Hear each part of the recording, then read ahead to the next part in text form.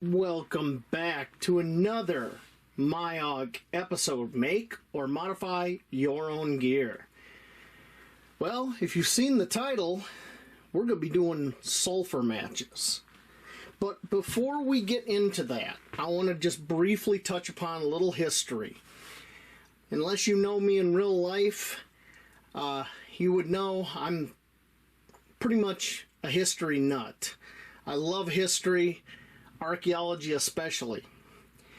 And the sulfur match has been around for well over 1,000 years. It's mentioned in ancient Chinese documentation back 577 AD. And it could be a lot older than even that. Just because something isn't mentioned in documents until then doesn't mean it already exists. Keep that in mind. Now, sulfur matches were a way where just about anybody could take a coal that they make from flint and steel and turn it into a flame. And then with that flame, you can light a lamp, you can light a candle, you can, get your fire on. And I'll show you some that I made here. And I got a bunch of them. These are 2 inches long from tip to tip. That's just over 5 centimeters. Alright, now I primarily make 2 sizes. I make this 2-inch size, and I also make this 3 3/4 inch size. In metric, that's 9.52 centimeters roughly. Now, the reason I have 2 different sizes of sulfur match is because they serve 2 different purposes. These shorter, smaller ones can go in one of my small char tins to complement the kit, so they're compact.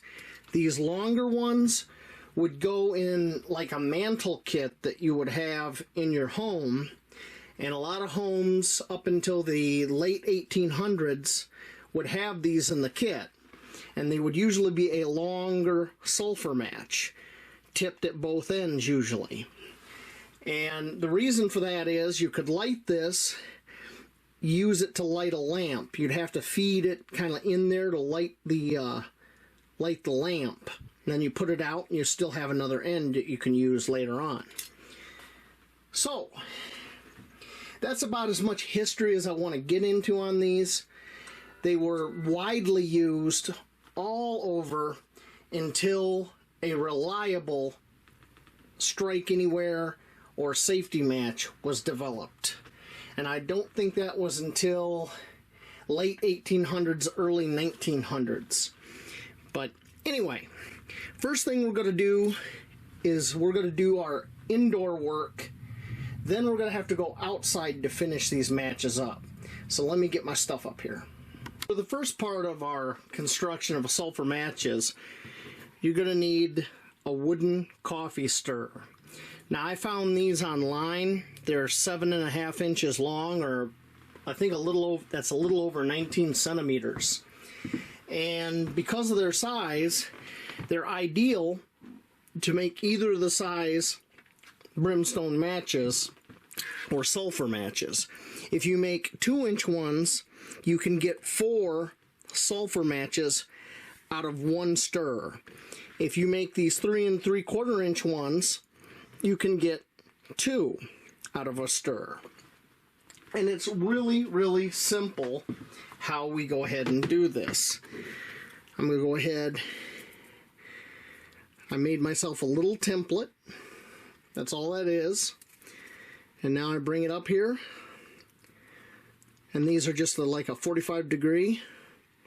I go ahead and I mark it. Then I move it down. Mark it again. Move it down. Mark it again. Move it down.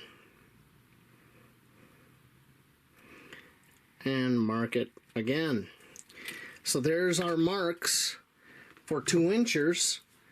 And then the only waste we have is this little bit on each end. So I cut that off, turn it around, cut off the other one. Now I can cut out my matches just like this. Good sharp pair of scissors. So there are my 4 blanks. And then for the 3 3/4 inch, it's the same thing. You just line that up.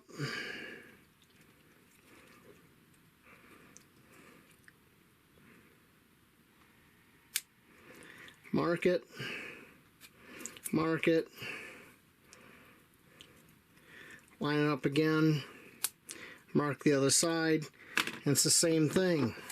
We just have this little bit of waste on each end.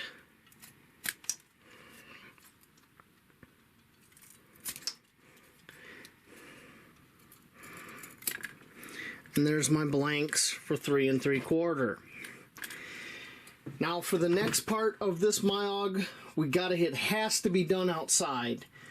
I would not recommend doing the next part inside, even if you're quote-unquote well ventilated. It's just not worth it. Trust me on this. So let's go outside and get set up. We're going to be making our sulfur matches. We are outside. I have a little work area set up. This is the bottom of an aluminum can. Just put on a wire and everything. I got a little oil lamp here to heat the sulfur.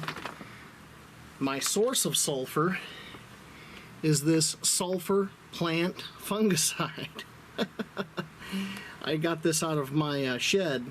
We use it on grapevines here, and it's 90% sulfur, and it seems to work pretty well. The other thing you're going to need is you're going to need something to make like a little wind shade, because we got a breeze blowing through here. It'll blow out your lamp or candle, whatever you're using.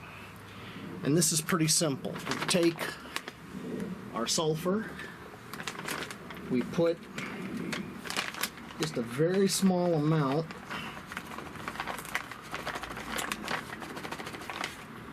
on here.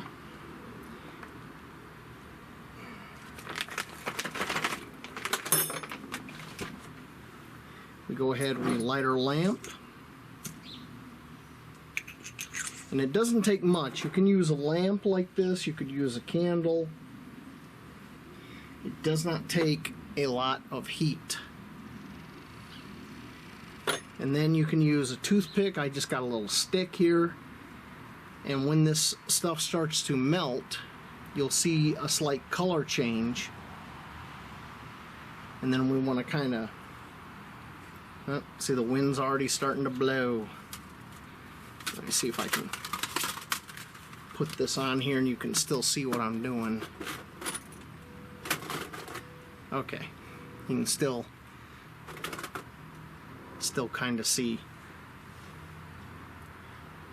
And you will see fumes too. Do not breathe the fumes. That's sulfur dioxide.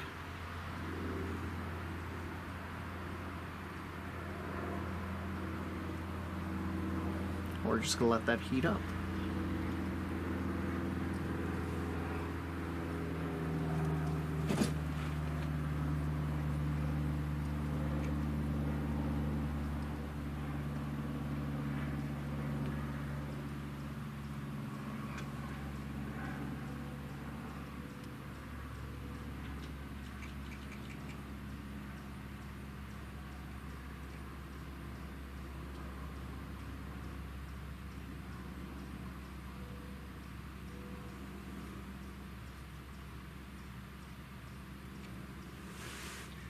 Alright, I can smell it now. If you watch here, you can see some wispy white fumes coming up. That is the sulfur dioxide. You don't want to be breathing that in. And you'll see there's a color change here. And that is the sulfur starting to melt. If you'll see, I start moving it around, it'll look like peanut butter under there. I'm just mixing it all together.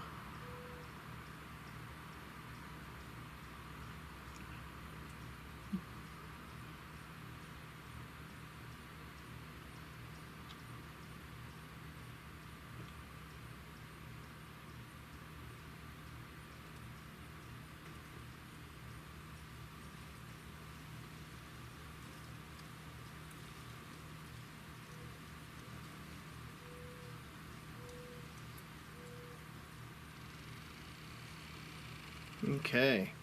You'll end up with a consistency that'll look like peanut butter or mustard. And now we're ready to start making our sulfur matches. So you take your prepared wood,